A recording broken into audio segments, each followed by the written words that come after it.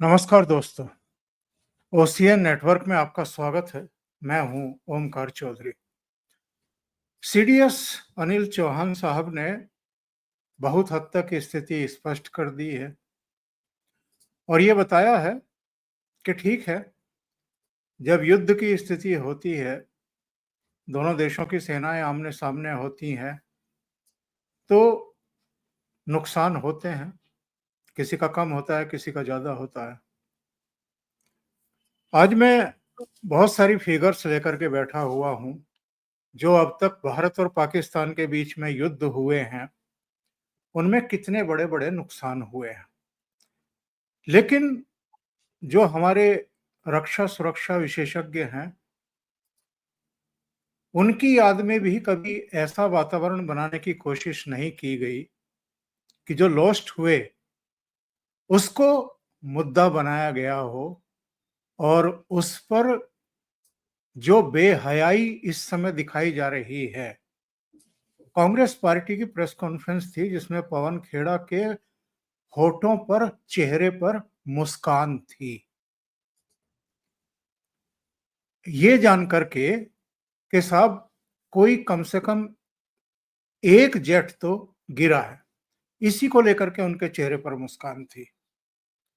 और हमारे यहाँ कुछ बयानवीर हैं जो ट्विटर पर, सोशल मीडिया मंचों पर लगभग नृत्य की मुद्रा में हैं।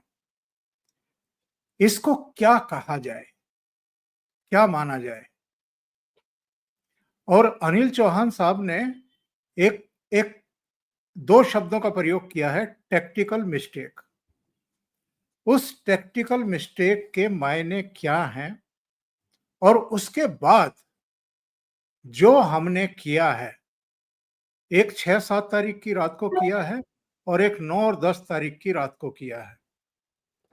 पाकिस्तान का कितना भारी नुकसान हुआ है, कितना वो जलील हुआ है, उसकी कितनी किरकिरी हुई है, कितनी भद पिटी है, इसकी चर्चा नहीं कर रहे हैं। कोई टैक्टिकल मिस्टेक हुई, जिसके बारे में सीडीएस ने कहा कि हमने सुधार किया और उसके बाद फिर जो अटैक हुआ हमारी तरफ से, उसने बड़ी भारी क्षति पाकिस्तान की पहुंचाई। आज इसी मुद्दे पर हम लोग चर्चा करेंगे। मेरे साथ आदि अचिंत साहब जुड़ गए हैं। उनको जोड़ करके चर्चा को आगे बढ़ाते हैं। आदि जी, नमस्कार, बहुत स्वागत है। नमस्कार सर। आदि जी, सबसे पहले तो आप जो अनिल चौहान साहब ने कहा है, उसको जरा सरल शब्दों में समझा दीजिए हमारे दर्शकों को, उसके बाद इस चर्चा को आगे बढ़ा। देखिए सर, उन्होंने जो बोला है उससे काफी लोगों को तकलीफ है, मुझे भी है। मैं इसको थोड़ा सा डिफरेंट तरह से बताऊंगा सर। जब आप एक मिलिट्री माइंड हो, आप भी मिलिट्री वालों से, एक्स मिलिट्री वालों से बात करते हैं, लेकिन जब वो बात करते हैं, वो आपके साथ एक डिफरेंट तरह से बात करते हैं। वो मिलिट्री टैक्टिक्स के बारे में बात नहीं करते हैं।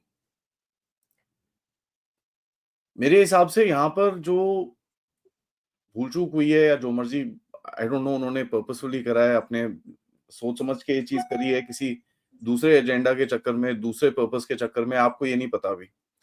बट अगर इस सिचुएशन को ही देखें, जो इंटरनली जो आपके भारत के अंदर इसका इम्पैक्ट हुआ है, आपको थोड़ा सरल शब्दों में समझाना है चीजों को। एक मिलिट्री पर्सन के लिए loss part of the game है सर, ठीक है। एक सिविलियन के लिए वो समझना अलग है, और ये चीज हमको थोड़ा ध्यान में रखना पड़ेगा। सो उन्होंने जो जवाब दिए सर, मिलिटरीली करेक्ट है, बट डिप्लोमेटिकली वो करेक्ट नहीं है। क्योंकि उनके स्टेटमेंट्स में, और मैं बड़े ध्यान से सोच समझ के बोल रहा हूं, मेरे को भी कोई ऐसी चीज नहीं बोलनी जिससे मेरा उल्टा मतलब बोले, तो भी मैं एक एक शब्द बड़ा ध्यान से सोच के बोल रहा हूं। क्योंकि सर देखिए, जो मिलिट्री ऑपरेशंस होते हैं, उसके अंदर आपका सबसे पहली चीज़ होती है कि आप दुश्मन की आपको रोकने की तकनीक जो हो उसको खत्म करें। मतलब अगर मुझे किसी के घर में घुसना है, तो सबसे पहले मैं देखूँगा कि भई घर में जितने सीसीटीवी हैं वो बंद होए, जितने अलार्म चल रहे हैं वो बंद होए। अगर कुत्ता-वुत्ता सो रहा है उसको सुला दो, कुछ खाने में कुछ मिला के उसको अच्छे से सुला दो। ठीक है जी, वो मतलब 2-3 घंटे 4 घंटे उठे ना, कोई आवाज़-वाज़ हो तो। ये सब चीज़ें आपको करनी पड़ती हैं जब आप किसी के घर में घुसते हो, क्योंकि उसके अलार्म सिस्टम बैठ के देख रहे हैं और कहीं पे भी कोई मूवमेंट होगी वो पिकअप करेंगे, टुई, टुई, टुई, टुई करके अलार्म बजेगा। आपने बोला यार, मेरा जो नज़रिया है एंटी टेररिस्ट ऑपरेशन है, उस टाइम पर देखिए आपका नज़रिया बड़ा क्लियर था, पाकिस्तान को ठोकना पार्ट ऑफ द गेम था उसके आगे, वो आपको पता था पाकिस्तान बेवकूफ़ी करेगा, उसके बाद आप उसको ठोकोगे, वो आपको पता था। बट जो पहला पर्पस था मई 7 का कि भाई टेररिस्ट बेसिस पे स्ट्राइक करनी है आपने। और देखिए सर एक चीज़ हमको बिल्कुल क्लियर समझ में आनी चाहिए, मिलिट्री जो होती है एक एक्सटेंशन होती है पॉलिटिक्स की, ठीक है? लोग भूल जाते हैं, लोग सोचते हैं कि मिलिट्री एक एंड है पॉलिटिक्स का, ना, एक एक्सटेंशन है, एक भाग है पॉलिटिक्स का, डिप्लोमेसी एक भाग है पॉलिटिक्स का। मिलिट्री यूज़ करके आप अपनी डिप्लोमेसी को स्ट्रॉन्ग करते हो, बट वो सब पॉलिटिक्स ही है, जिसके अंदर इकोनॉमिक्स आता है, इंटेलिजेंस का गेम आता है, सब कुछ आता है, वो अलग-अलग है। तो आपका मिलिट्री ऑब्जेक्टिव क्या था कि भई आपने जाके टेररिस्ट कैंप्स को उड़ाना है। ना उसमें सर पाकिस्तान पूरी तरह से अगर खुला था, उसने कुछ करने की कोशिश भी करी। अभी सीडीएस साहब के स्टेटमेंट से कुछ जो हमको मेरे हिसाब से और मैं बड़ा खुले दिमाग से सोच रहा हूँ, अगर कुछ दिखता है वो 3 चीज़ें दिखती हैं। सबसे पहला, एक या एक से ज़्यादा आपके फाइटर एयरक्राफ्ट को लॉस या डैमेज हुआ है। दूसरा, एयर एसेट्स। अब देखिए सर एयर एसेट्स अलग चीज़ होती है। अनमैन्ड एयर एसेट्स भी होते हैं। जो आपके यस। सर्वेलेंस ड्रोन्स होते हैं, बड़े वाले जो आपके अटैक ड्रोन्स होते हैं, ये सब चीज़ें भी होती हैं। वो बड़े एक्सपेंसिव होते हैं, एयर एसेट्स होते हैं आपके। ये नहीं कि वो ये 4 पहिए वाला इतना सा ड्रोन नहीं, वो दोज़ आर बड़ी massive ones. Air asset loss हो सकता है कि कहीं मैन्ड फाइटर्स को कुछ नहीं हुआ, लेकिन आपके एयर एसेट्स पे कुछ लॉस हुआ है। 1 या 1 से ज़्यादा, अब वो मुझे नहीं पता। तीसरा हो सकता है कि सर किसी जहाज पे कुछ डैमेज हुआ। वो चीज़ डैमेज रिपेयर हुई और उसके बाद 2 दिन के बाद उन्होंने जैसे बोला कि वो सब उड़े। वो भी हो सकता है। अब पंगा क्या है सर, इन्होंने एक ये चीज़ बोल के मेरे को जो प्रॉब्लम है उनके पूरे स्टेटमेंट में, कि जब आप बात कर रहे हो जैसे मैं आपको बता रहा हूँ, आपको एक सरल भाषा में बात करना है, आपको एक डिप्लोमैट की तरह बात करना है, आपको एक मिलिट्री टैक्टिशियन की तरह बात नहीं करना है। उन्होंने जो बोला मिस्टेक, वो एक मिलिट्री टैक्टिकल मिस्टेक है, कि भई आपने उनकी घर की अलार्म बंद नहीं करे, फिर भी जाके आपने ठोक दिया उनको जाके और उसके बाद भी देखो सर आपको जो करना था आप करके वापस आ गए, ठीक है? तो उनका कहना क्या था, क्या नहीं था, ये तो अब वो ही बता सकते हैं। बट मेरे हिसाब से जो शब्द चूज़ करे गए, वो थोड़े डिफरेंट है। उसके बाद दूसरी चीज़ जो जो हुई, जहाँ पर आप अगर आप देखें कि भई इन्होंने ये चीज़ बोली। मैं ये पूछता हूँ यार अगर आपको ऐसा कोई स्टेटमेंट देना था, आप भारत की किसी मीडिया को देते, हाँ, राइटर या आप ब्लूमबर्ग को क्यों दे रहे हो? ठीक है?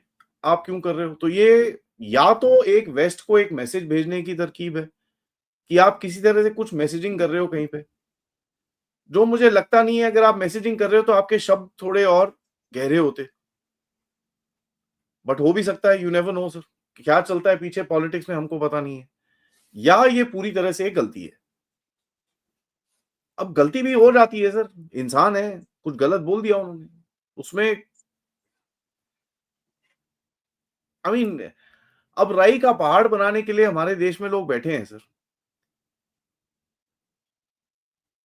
मैं आपको एक चीज बताता हूं और 1965 की युद्ध के अंदर आपके 44 या 46 एयरक्राफ्ट का लॉस हुआ था। पाकिस्तान का कोई 53 या 55 के करीब में लॉस हुआ था। सो डिफरेंस ज्यादा नहीं था नंबर के हिसाब से, करेक्ट। लेकिन एक चीज हम भूल जाते हैं सर, भारत की एयरफोर्स ने 11 टाइम्स ज्यादा फ्लाइंग करी थी पाकिस्तान से। ठीक है सर, 11 टाइम्स। तो जब पाकिस्तान एक बार ही उड़ता था, हमारे लोग 11 बार ही उड़ रहे थे। दूसरा चीज हमको यह समझ में आनी चाहिए 65 वॉर के बारे में, हमारी सारी फ्लाइंग पाकिस्तान के अंदर थी, क्योंकि हम उनको ठोकने जा रहे थे। पॉइंट है कि नहीं है सर? अब मैंने आपको एक नंबर बोला, आपने बोला यार आदि भाई ये तो 40-45, आप इधर बोल रहे हो, उधर पे 5-6-8 का डिफरेंस है, ये तो हाँ ठीक है जीते हैं, बट इतना जबरदस्त थोड़ी जीते हैं। अब मैं वही चीज समझा रहा हूं आपको कि देखिए the type of flying also matters ना। आपने सारी फ्लाइंग उसके टेरिटरी के अंदर करी, वो अपनी टेरिटरी को डिफेंड कर रहा था, अपने देश में ही उड़ा रहा था जहाजों को। डिफरेंस है इन दोनों के अंदर। तो नंबर जो होता है ना सर, ये बड़ा डिसीविंग चीज होती है। और ये मैं पहले दिन से आपके शो में मैंने 3-4 बार ही तो बोल ही चुका हूं मैं ये चीज। मैं अपने वर्ड से पीछे नहीं हट रहा यहां पर। मैंने बोला यार अगर लॉस हुआ भी तो क्या फर्क पड़ता है साहब। सबसे बड़ा चीज क्या है, आपका पायलट घर पे है, सही सलामत है और दोबारा उड़ने लायक है। ये चीज बोला हुआ है, डीजीएमओ ने बोला है, all are pilots are back home and safe. Sir जहाज तो आते जाते रहेंगे, जहाज का क्या करना है, मैंने अचार डालूंगा मैं उसका। जो इंसान है जिसके अंदर जो स्किल है वो बनाने में, जो मेरे को 5-10 साल लग जाते हैं, मुझे उसके ज्यादा वो है, वो ज्यादा चाहिए मुझे। और देखिए सर ऐसा है, कोई भी मिलिट्री बैटल जो होती है ना सर, जो एक वॉर होती है, वो एक इंसिडेंट के ऊपर कभी डिसाइड नहीं की जाती। वो डिसाइड की जाती है कि भाई आपका मिलिट्री का ऑब्जेक्टिव क्या था और क्या आप वो अचीव कर पाए। अब मैं आपको बताता हूं सर, अमेरिका ने इस टाइम पे हूतीज के ऊपर 1000 रेड्स करी हैं डोनाल्ड ट्रंप के आने के बाद। 1000 एयर रेड्स। सर हमने कितनी करी? ठीक है जी, आप कैलकुलेशन कर लीजिए। मतलब वो तो रोज लिटरली 10-12 दिन तक रोज सुबह उठ के जाके ठोके आ जाते थे। 1000 रेड के अंदर इनके 3 F-18 गए सर, और 9 ड्रोन मारे गए, और एक F-35 बचा, और एक इनका एयरक्राफ्ट कैरियर भी बचा, उसके ऊपर अटैक हुआ था।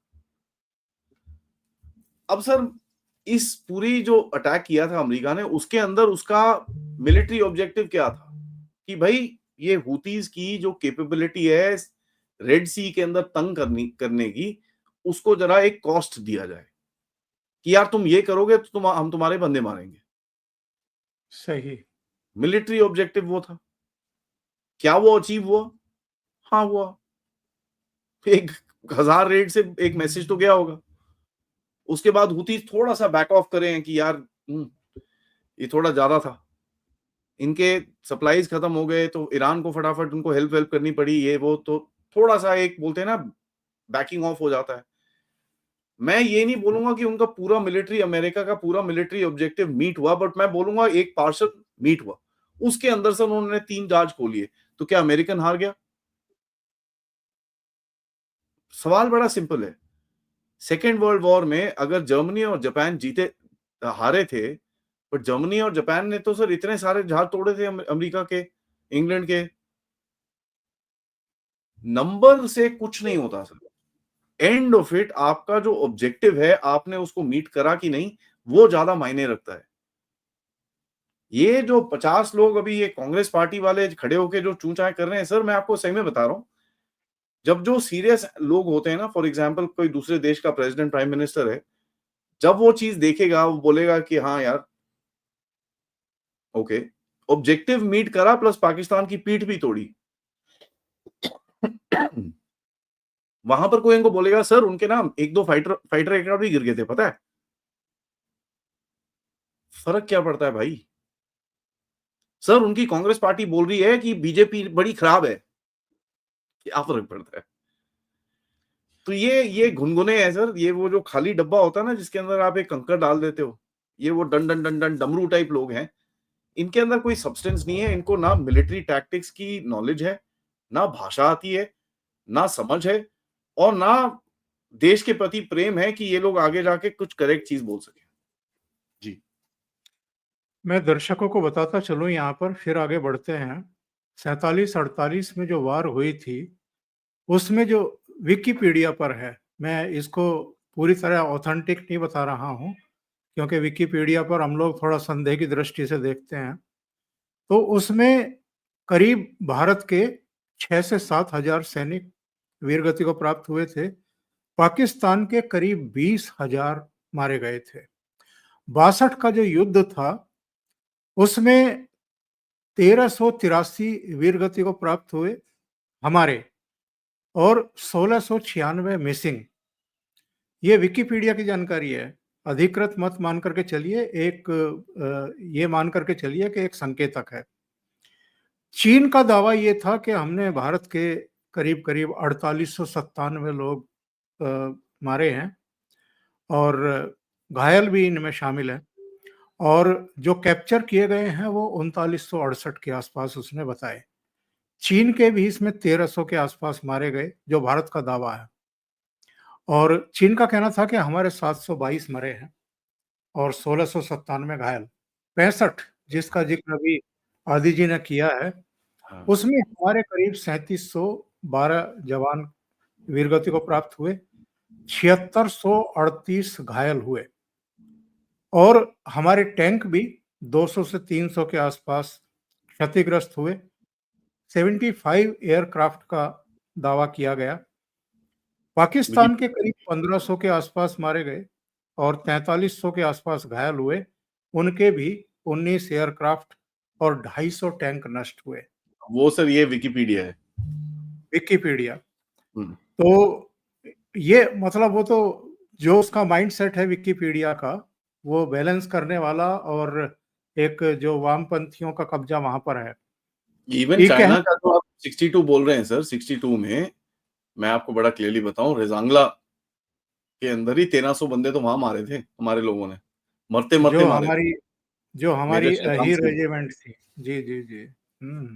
बिल्कुल। तो ये तो गलत है पूरा। बट देखिए सर हाँ, उसमें नंबर्स में कोई फर्क नहीं पड़ता, आपको मैं बड़ा क्लियरली बता दूं। मेरा अच्छा कहने का चलिए। मतलब केवल इतना था कि जब जी। भी युद्ध होते हैं, दोनों तरफ का नुकसान होता ही है। सर रशिया एक इसमें सुपर पावर है सर, हाँ, ठीक है, रशिया एक सुपर पावर है, उसके पास 6000 एटमी हथियार रेडी हैं। सर हर हफ्ते वहां पर, अभी तो पिछले हफ्ते पुतिन के हेलीकॉप्टर के ऊपर टारगेट हुआ, पुतिन के अपने हेलीकॉप्टर के ऊपर टारगेट करा ड्रोन से उन लोगों ने। 3 साल हो गए हैं सर, रशिया तोड़ तोड़ के परेशान हो गया वहां पर रेजिस्टेंस नहीं टूट रहा। 3 दिन के अंदर आपने इतनी हालत खराब कर दी इनकी। वो बोलते हैं साहब मेरे को और नहीं लड़ना, क्योंकि उसको पता है इससे ज्यादा लड़ेगा तो उसकी कैपेबिलिटी नहीं बचेगी। लोगों को ये नहीं दिख रहा, लोगों को ये नहीं दिख रहा सर, आपने एक न्यूक्लियर पावर से ना जी पंगा लिया है, आपने ऐसा ठोका है, उसकी रीढ़ की हड्डी तोड़ी है आपने जाके।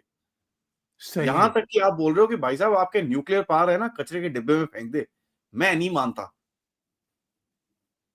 और तू न्यूक्लियर कर रहा है, ठहर जा, ये है तेरा किराना हिल्स, ठहर जा, भेजना जरा, ठंग ठंग। वो भूल गए हम लोग। एक किसी ने मर्जी से, मर्जी के बगैर कुछ गलत उन्होंने बोल दिया, उससे क्या पूरा पूरा आपका खत्म हो गया क्या? ठीक है अगर मान लेते हैं उन्होंने गलती कर भी दी, मान लेते हैं, ठीक है यार, इंसान है भाई।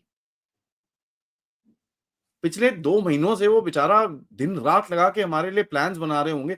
आपको क्या लगता है ये जो पूरा ऑपरेशन सिंदूर है, जो सीडीएस के बिना ये हो सकता था?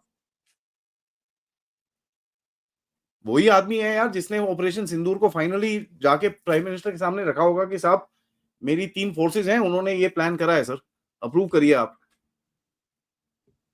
तो वो रिस्पॉन्सिबिलिटी, अब देखिए एक चीज ये भी समझिए, उनके अपने मुंह से निकल रहा है और उनको भी पता होगा क्या होगा उनके साथ देश में। ये होती है हमारी फौज, और हमारे ये यहाँ पर लोग सवाल उठाएंगे इन लोगों पे।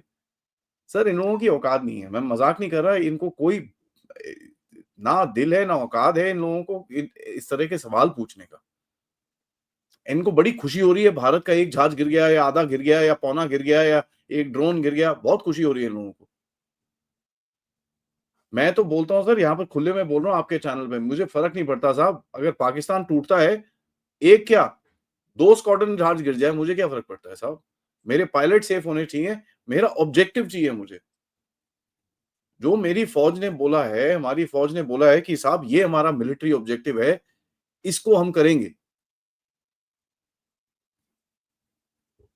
और ये वो लोग हैं सर जिन्होंने 62 में पायलट्स को कॉकपिट से बाहर निकाला था जब ये अटैक करने जा रहे थे चाइना को।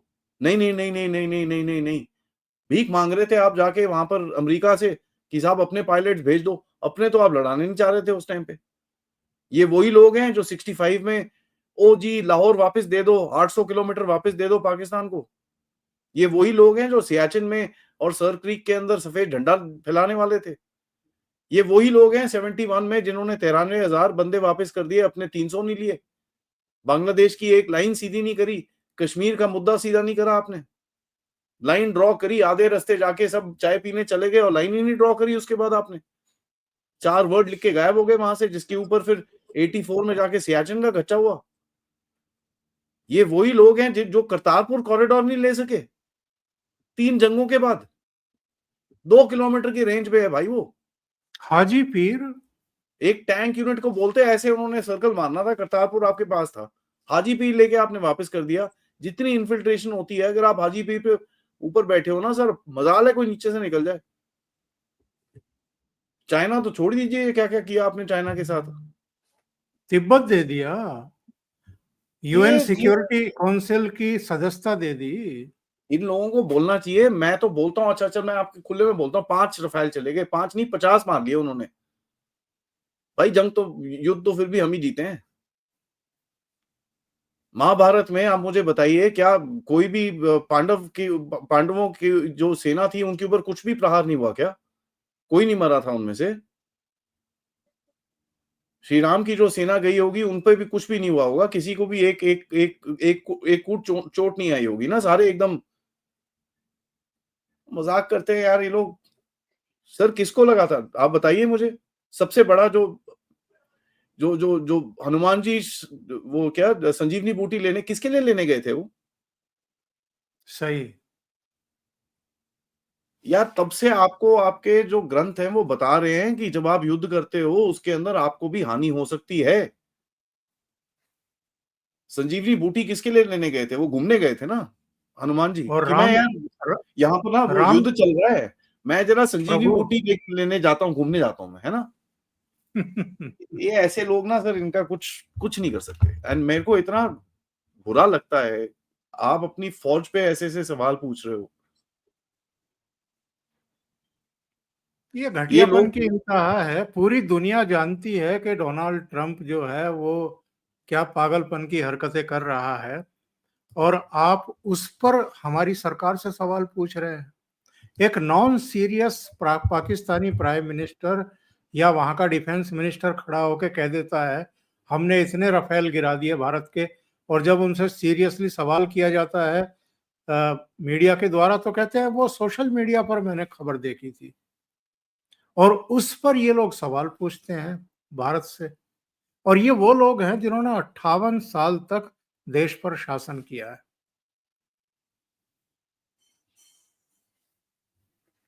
सर आप देखिए, मैं आपको एक सबसे बड़ी आयरनी दिखाता हूं। आज लोग क्या बोल रहे, ओ एयरफोर्स के जहाज गिर गए। अबे गधे की दुमो, मुझे ये बताओ, 70 साल से तो आपने राज करा ना, इस देश के अंदर अपना जहाज क्यों नहीं बना? जेट इंजन क्यों नहीं बना?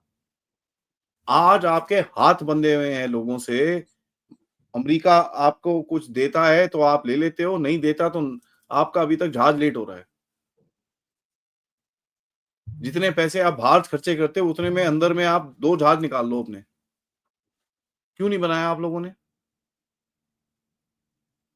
क्यों एके एंटनी साहब के टाइम पे आप ये बोलते थे कि जहाज लेने के पैसे नहीं है? सर आपको ये जान के हैरानी होगी, आज सब लोग बोलते हैं ना सुखोई 30 सबसे बढ़िया जहाज है। सर 97 में जब ये जहाज आया था, इसके अंदर बंदूक तक फिटेड नहीं थी। बम तो छोड़ दीजिए। इन लोगों ने खोखा जहाज लिया था, खाली, दिखावे के लिए था वो। ये वही एयरफोर्स है जिसने अपनी जी जान लगा के जिसको सिर्फ 42 स्क्वाड्रन चाहिए एयरफोर्स को। उसके पास अभी 30 स्क्वाड्रन है, 12 स्क्वाड्रन 42 में से कम है। 30% से ज्यादा आपने उसको फोर्स नहीं दे रखी। और उसको बोलते हो भैया चाइना से भी लड़ पाकिस्तान से भी लड़। आज तक अभी एयरफोर्स के मुंह से ये नहीं निकला कि साहब हम कैसे कैसे लड़ेंगे। वो तो डिफेंड करते रहते हैं आपके डिसीजंस को सही। कि साहब आप जहाज नहीं ले रहे, लेकिन हमारे एयरफोर्स वाले डिफेंड करते रहते हैं, कोई ना सर हम देख लेंगे। शर्म आनी चाहिए सर ऐसे ऐसे लोगों को, और कुछ नहीं है। ये अभी सीडीएस से वो जी एक वो निकल गया स्टेटमेंट। ठीक है भाई, उसने कुछ गलत बोल दिया यार, 10% डिस्काउंट दे दो भाई।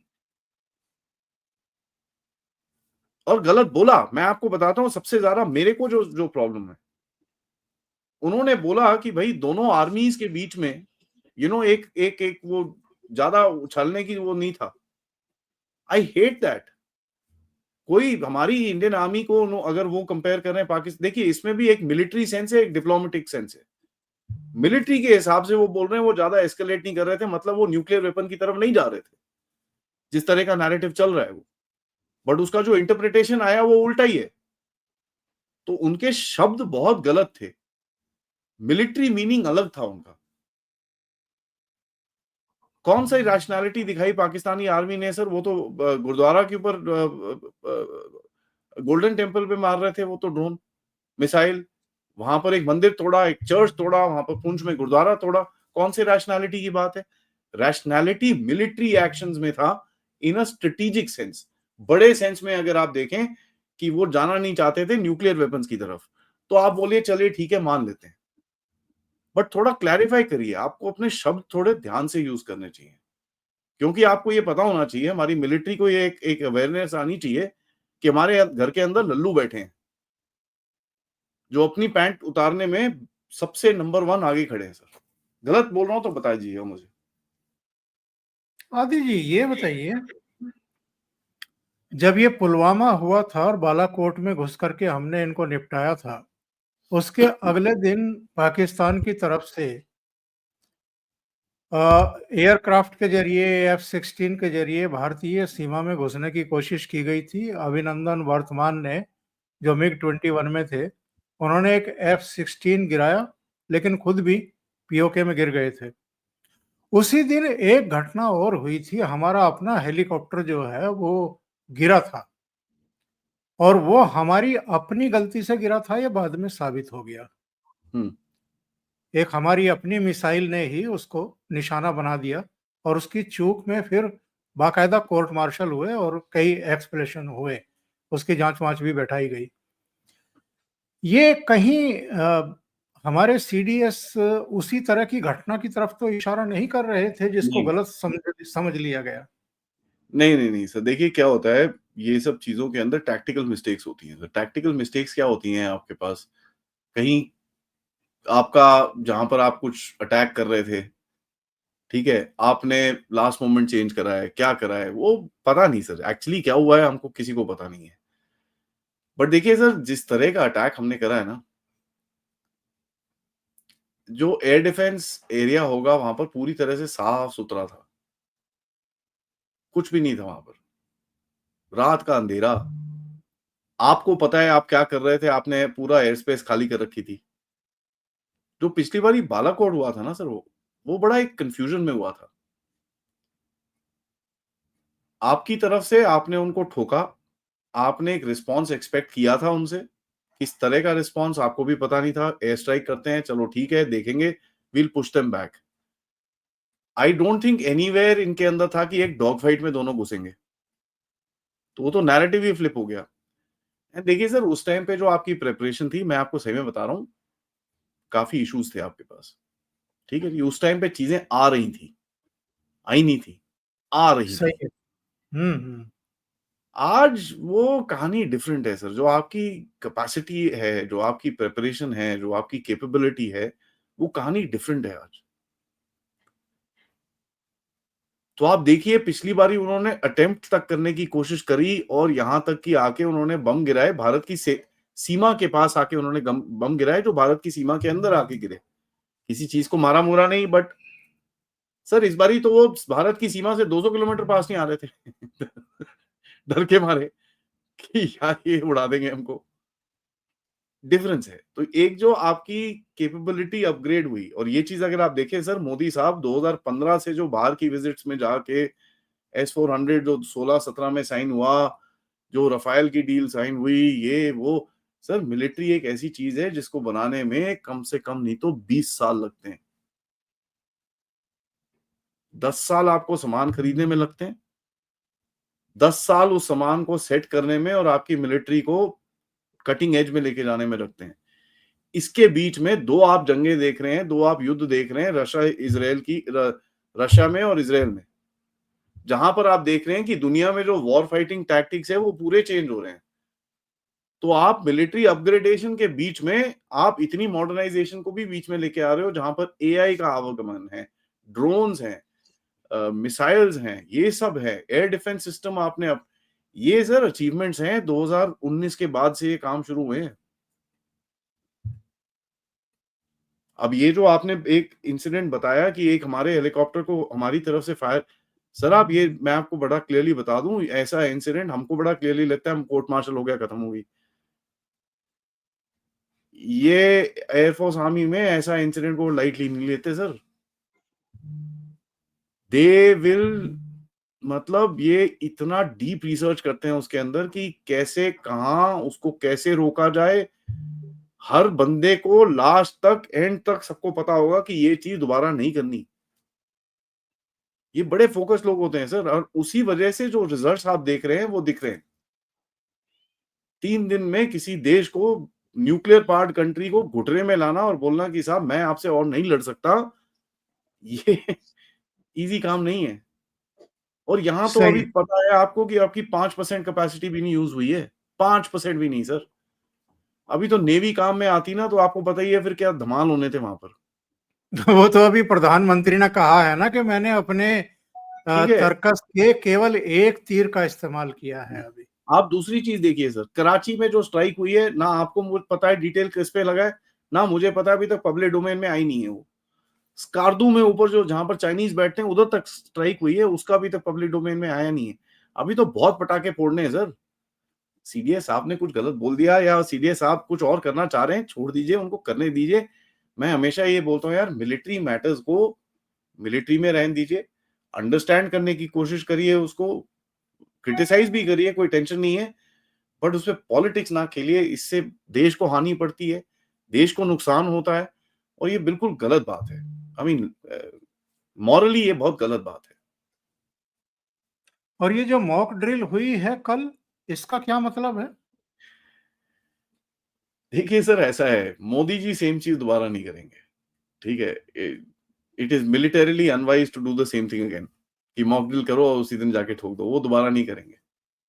It will not happen like that. तो मैं तो हँस रहा था, पाकिस्तानी ऐसे ही परेशान हो रहे हैं। Pakistan could have danced around the whole night, Modi साहब ने अटैक नहीं करना था। बिकॉज़ सेम चीज़ आप दोबारा नहीं करते कभी भी। देखिए सर, ये एक सिविल डिफेंस का एक मीनिंग है, एंड मैं तो अपने शो में यहाँ तक बोल रहा हूँ कि यार अगर आपके एरिया में मॉक ड्रिल नहीं भी है, प्लीज़ उस मॉक ड्रिल का डॉक्यूमेंट को पकड़िए, उसको पढ़िए, अपनी फैमिली को बिठा के समझाइए कि ऐसा-ऐसा होता है। ये चीज़ हमको अपने डीएनए में डालनी पड़ेगी। कल को आप कहीं ट्रैवल कर रहे हैं, कोई देश आपको बताएगा नहीं हमला करने से पहले। लेट्स से आप कल पंजाब में घूम रहे हो कल, और पाकिस्तान ने हमला कर दिया, आपको पता होना चाहिए ना क्या कर रहा है। तो ये मेरे हिसाब से बहुत अच्छी चीज़ है, जहाँ पर देश को, पूरे सबको पढ़ें उसको। अगर आप लेट्स से साउथ इंडिया में रहते हैं मेरी तरह, बैठिए, पढ़िए उसको क्या है, सोचिए कि आप अगर आपके पास ये चीज़ करना है, आप किस तरह करेंगे? आपके घर में वो चीज़ें हैं, 4 टॉर्च पड़ी है कि कब कल को कुछ हो जाए, किसी को चोट लगे, टॉर्च ही नहीं मिल रही, फर्स्ट एड किट है आपके पास कि नहीं है? ये चीज़ें बेसिक हमारे पास होनी चाहिए। किसी को कोई पता नहीं सर कल को क्या होगा। मणिपुर में बैठे-बिठाए इतने फ्लड्स आ रहे हैं, हालत खराब है वहाँ पर लोगों की। अब देखिए कैसे मतलब बुरे हाल हैं उधर पे, हालत खराब है और दूसरी तरफ आप देखिए ज जैसलमेर में, दिल्ली में 51 डिग्रीज़ टेम्परेचर जा रहा है। नोएडा के अंदर और ये इस जगह के अंदर पिछले हफ्ते में कैसी बारिश हुई है, क्या हालत खराब हुई है वहाँ पर। कभी भी कुछ चीज़ हो सकती है।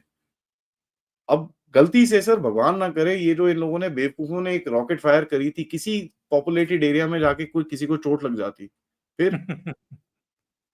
तो लोग हँसते हैं ये सब चीज़ें, ये तो सर हमारी फोर्सेस हैं, उन्होंने खेल दिया सब कुछ।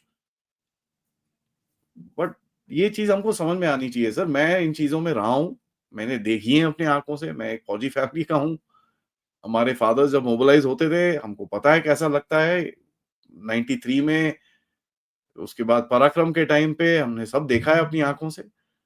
अ, ये बहुत टाइट चीज़ें होती हैं, इसको थोड़ा सीरियसली लेना चाहिए क्योंकि आज जो वॉर है सर, ये जो जिस तरह से सीडीएस ने जो बोला, जिस तरह से उसको ट्विस्ट एंड टेल किया जा रहा है, ये भारत की कॉन्फिडेंस तोड़ने के लिए किया जा रहा है सर। क्यों? क्योंकि आप इस तरह इस टाइम पे दंदनाते हुए घूम रहे हो। बात तो वही है सही। ना सर। दंदनाते हुए घूम रहे हो चारों तरफ कि भैया तेरे को तोड़ूँगा मैं तो तोड़ूँगा तेरे को पकड़ के। पूरी दुनिया में जाके आप ये सब कर रहे हो। अब एक स्टेटमेंट के चक्कर में पूरा इकोसिस्टम खुल गया है आपको नीचा दिखाने के लिए। और पूरी दुनिया में जो टीम भेजी गई है वो ये बताने के लिए थोड़ा भेजी गई हैं कि साहब हमने ये क्यों किया है, ये बताने के लिए भेजी गई हैं कि हम तोड़ेंगे इसको फिर से। नहीं, नहीं, हम आगे क्या करने वाले हैं? आपकी बात एकदम सही है सर। आपकी बात एकदम सही है क्योंकि देखिए आपको आपने जो कर दिया उसके बारे में किसी को बताने का कोई फ़ायदा तो है नहीं, वो तो हो गया ऑलरेडी। आपको अभी वो बेसलाइन सेट करना है कि देखो यार यहाँ पर ये भी एक बेवकूफ़ रहता है और ये बहुत बड़ा बेवकूफ़ है, इसको समझाओ समझता नहीं है। तो अभी इसको डंडा मारने का टाइम आ गया है और मैं मारूँगा। आप ये समझाने भेज रहे हो और मैं आपको बता रहा हूँ उससे ज़्यादा टाइम नहीं है। जिस तरह से पाकिस्तान बिहेव कर रहा है, आपको चाहिए तो अगले शो में हम इसके बारे में बात कर सकते हैं। क्योंकि मैं खुद अभी रिसर्च कर रहा हूँ कुछ एंड मुझे चीज़ें दिख रही हैं काफ़ी सारी ओसेंट में मेरे को चीज़ें दिखी हैं जहाँ पर होगा तो एक आधा दिन में मेरा रिसर्च खत्म होगा, मैं आपके साथ एक शो करूँगा इसके बारे में कि पाकिस्तान सही का है। अगला मूव क्या हो सकता है। सही है, क्योंकि मैं कल एक वीडियो देख रहा था, ये जो अ, वो जो इनकी सो कॉल्ड मस्जिद और मदरसा ध्वस्त किया है बहावलपुर में, तो उसके बाहर खड़े हुए कुछ लोग कह रहे थे कि इसका बदला लिया जाएगा। हाँ, बनाना है सर वापस दे अभी तो शुरू हो गया है ऑलरेडी वहाँ पे मलबा-शलबा इकट्ठा करना शुरू कर दिया है हाँ। एंड वो बोल रहे हैं कि हम इसको वापस बनाएँगे। तो हाँ, ये सब तो करेंगे सर, बदला तो वो लेंगे ऑब्वियसली, उसमें कोई डाउट नहीं है। मसूद अज़हर की आपने पूरी फैमिली उड़ा दी तो बदला तो कोशिश तो ज़रूर करेगा वो। बहुत बहुत धन्यवाद आदि जी, जुड़ने थैंक के यू लिए, सर, इतना समय निकालने के लिए और महत्वपूर्ण मुद्दों पर चर्चा करने के थैंक यू लिए। सर। नमस्कार। नमस्कार सर।